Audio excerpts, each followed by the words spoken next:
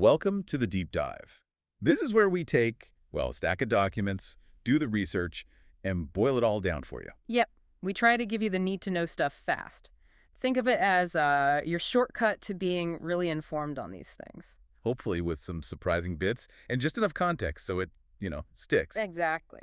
And today, we are diving deep into a very specific piece of federal action. It's an executive order. Right, and it connects directly to that recent law, the Protecting Americans from Foreign Adversary-Controlled Applications Act. Specifically how it applies to TikTok. We've pulled info straight from the White House website, the Federal Register, Wikisource, basically the official channels. Yeah, we're focusing only on what these documents tell us about this particular executive action. No outside opinions, just the source material. So our mission today, unpack this executive order. What's in it? Why did they say they issued it? And what do the sources tell us about the immediate effects? Keeping it clear, unbiased, based strictly on what we've got in front of us. Okay, so maybe let's start with the act itself, because the executive order we're looking at is, well, it's a direct reaction to it. Makes sense. The Act Public Law 11850 Division H, for anyone keeping score, is described in the documents as being about regulating foreign adversary-controlled applications. And the stated goal, right there in the sources, is national security. Yes, national security. And the documents are pretty clear about the main target, initially at least. Which is? TikTok. And any other subsidiaries of its parent company, ByteDance Ltd., which is based in China. Okay, so the act targets them on national security grounds. Mm-hmm. What did it actually do? What did it prohibit, according to the sources? Well, the main punch is in Section 2A. It essentially makes it illegal for companies here in the U.S. to distribute, maintain, or even update these specific apps. The things like offering them in app stores. Exactly. Mobile app stores, other marketplaces, even providing internet hosting services for them, basically cutting off the main ways people get and use the app. Seems designed to stop the flow of access within the U.S. And how do they define a foreign adversary-controlled application? Sounds like it could be broad. It is pretty comprehensive based on the text. Section 2G includes websites, desktop apps, mobile apps, Wow, okay. and even augmented or immersive tech apps. Anything operated directly or indirectly by ByteDance or TikTok, it covers a lot of ground. Right, so the law passes, it defines the target, spells out the ban. And critically, it had a specific date when all this was supposed to start. That's the key point for understanding the executive order. The sources state the effective date for those prohibitions in Section 2A was January 19th, 2025. January 19th, 2025. Okay. Now, enter Executive Order 14166. This is where things get interesting. Yes. This order was signed by President Donald J. Trump. The date, January 20, 2025. Literally the day after the Act's prohibitions went into effect. Exactly. And it was published later, January 30th, in the Federal Register. That's the government's official journal for rules and notices. That timing. I mean, the sources must focus on that, right? Signed one day after the law kicks in. Oh, absolutely. The core action of the executive order, Section 2A, is very direct. It tells the Attorney General, do not take any action to enforce the act. For how long? For 75 days, starting from the date the order was signed, January 20th. So like you said, a pause button, pressed immediately. Why? What reason do the documents give for this sudden halt? The main reason provided in the sources comes down entirely to that timing we just talked about. How so? Well, the Act's key part, Section 2A, went live on January 19th. The documents explicitly point out that this was just one day before the president took office on January 20th. Ah, okay. So a major law requiring immediate action becomes effective right at the moment of a presidential transition. Precisely. And the sources state this timing basically interfered with the new president's ability to properly assess the national security implications, the foreign policy side of things. Before the law was already technically active and requiring enforcement. Right, before they could really get their arms around it.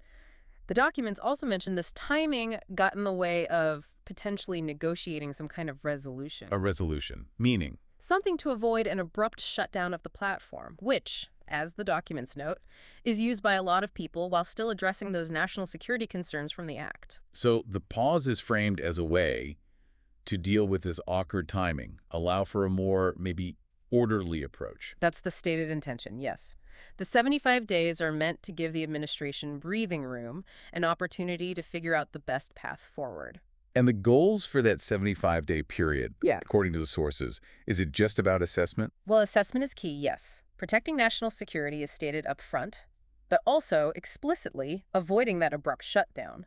The documents actually mention the number of users, 170 million Americans using TikTok. 170 million. Oh. Putting that number right alongside the national security rationale, it suggests they were very aware of the public impact, doesn't it? Yeah. It certainly highlights that tension. The sources also say the administration needed this time to, talk to advisors, look at the sensitive intelligence involved, and evaluate any steps TikTok might have already taken to address the concerns. Mitigation measures, they call them. Okay, so the order doesn't just say pause. It gives specific instructions to the Attorney General. What are the details there, based on the sources? Section 2 lays it out. First, obviously, don't enforce the act or issue penalties for those 75 days from January 20th. But it seems like it needed to cover more than just the future. What about that one day, January 19th? Good point. And yes, crucially, the order also directs the AG not to enforce or penalize any conduct that happened between the act's effective date, January 19th, and the moment the executive order was signed on January 20th. Ah, so it retroactively covers that 24-hour gap. That really underscores how they were trying to manage that immediate timing crunch. Exactly. It makes the non-enforcement complete, covering that little window too. Then the order tells the AG to issue written guidance so everyone knows how this non-enforcement works. And does it say anything about telling the companies involved, like the app stores or hosting services? It does. The AG is instructed to send a letter to each provider. What's the letter supposed to say? Basically, you haven't violated the statute, and you're not liable for anything that happened during that gap day or during the 75-day pause. Okay, so that seems aimed at giving those companies some legal assurance during this period of uncertainty. That appears to be the goal stated in the order. There's one more interesting bit about authority. Oh. The sources point out that the original act, in Section 2D, says only the Attorney General can investigate and enforce this law.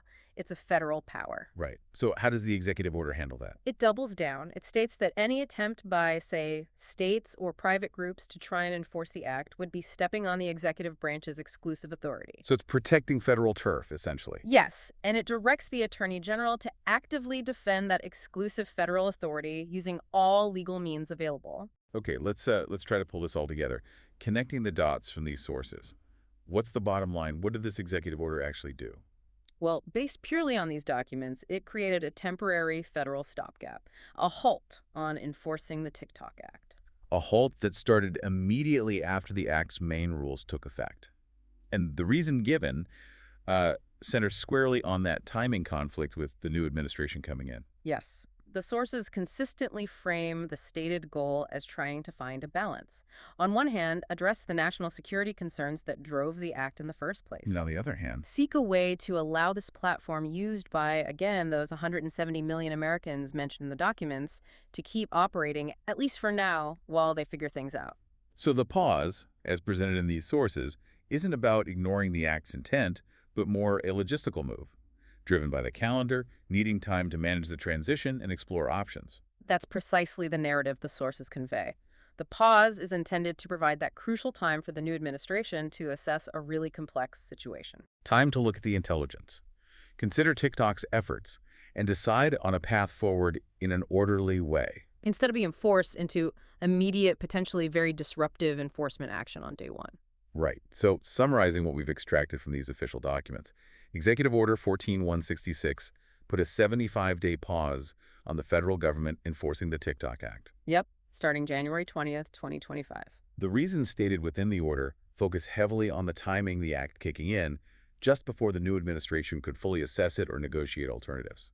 And the stated goal of the pause: to protect national security while avoiding an immediate shutdown of a platform used by millions, and also to make sure the executive branch keeps control over enforcing the law.